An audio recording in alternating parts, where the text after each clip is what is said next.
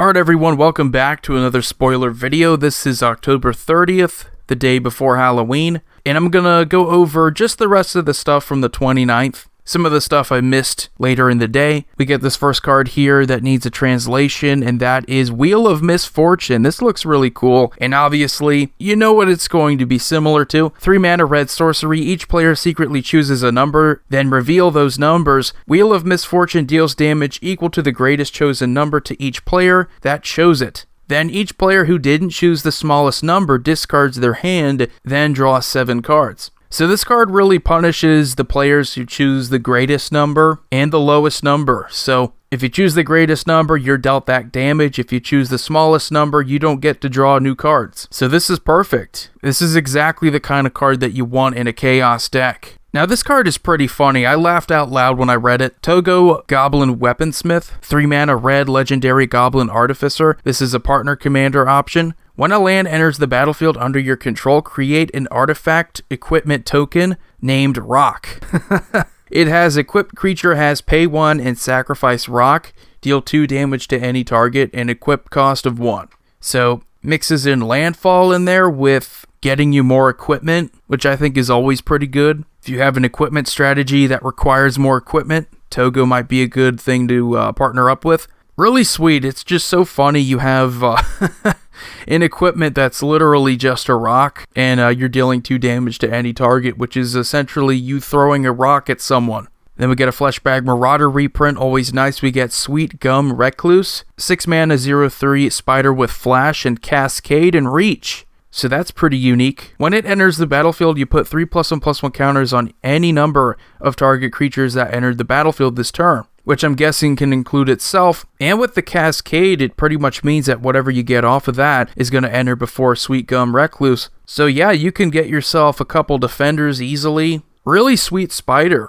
And what is that, eggs on it? Looks really disgusting. Slash the ranks of 5 mana white sorcery, destroy all creatures and planeswalkers except for commanders. So that's a pretty commander-specific board wipe. Really sweet. We get Kolfinar, the Last U, a Treefolk Shaman, also Abzan colors like Door in the Siege Tower. 6 mana 3/7 with Vigilance and Reach. Whenever Kolfinar, the Last U, or another creature you control dies, return up to 1 other target creature card with lesser toughness from your graveyard to your hand. So this is very similar to Mere Retriever. So when it dies, you get another card from your graveyard to your hand, that kind of effect, but rather it's toughness related to creatures. That's what's going to be the factor here, bringing cards back from your graveyard. I think it's a pretty cool option. Nothing that I would look to build personally, but if you love Treefolk, you can make another Doran deck around this Treefolk. We get Arcane Signet reprinted because this is probably one of the best cards to reprint. And we get Najila, if you like Warrior Tribal, go with her. We get the 1 millionth reprinting of Muldrifter, which is always appreciated.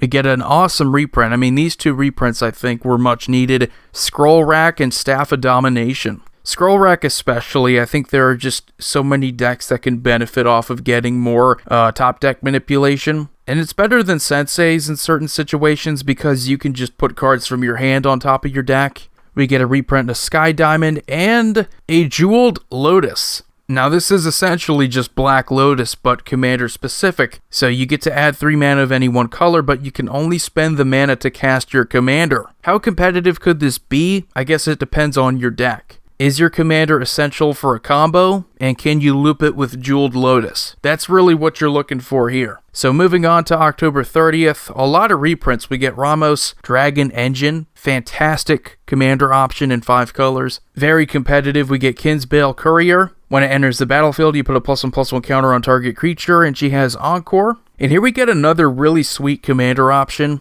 Archelos Lagoon Mystic, or Archelos, however you want to pronounce that. 4 mana Sultai Turtle Shaman, a 2/4. As long as Archelos Lagoon Mystic is tapped, other permanents enter the battlefield tapped, and as long as he's untapped, other permanents enter the battlefield untapped. This is fantastic for cards that normally enter the battlefield tapped, like the tap lands, and of course other things like Nevinrol's Disc. This is going to be a ton of fun to play around with. You could also treat this like a stacks commander, fool around with ways of easily tapping and untapping them. I love the flavor text too. Life is not a race. Brilliant card. And then we get a reprint of Command Beacon. Now this was actually pretty sought after, just because it was only in one commander deck for a long time, and it was also just an easy way to play commanders that you normally wouldn't be able to get away with in Commander, like Phage the Untouchable. And then we get Tuya Bearclaw, 3-mana Gruul-colored legendary human warrior. Whenever Tuya Bearclaw attacks, she gets +X/+X until end of turn, where X is the greatest power among other creatures you control. So she's a 2/2, nothing super special. This is kind of what Gruul does, it gets bigger. Then we get a reprint of Return to Dusk, fantastic removal spell, Fall from Favor, enchant creature. When Fall from Favor enters the battlefield, tap enchanted creature and you become the monarch. Enchanted creature doesn't untap during its controller's untap step unless that player is the monarch. We get a reprint of Brago and a reprint of Rings of Bridehearth, which is fantastic. I mean, we talked about some much needed reprints, and it looks like this is the set that's going to give them to us. Scroll Rack, that's a pretty big one too. Then we get Thracios Triton Hero, that reprint, another much needed reprint. And I love the borders on these cards. It's really bringing out the fact that they're two-colored.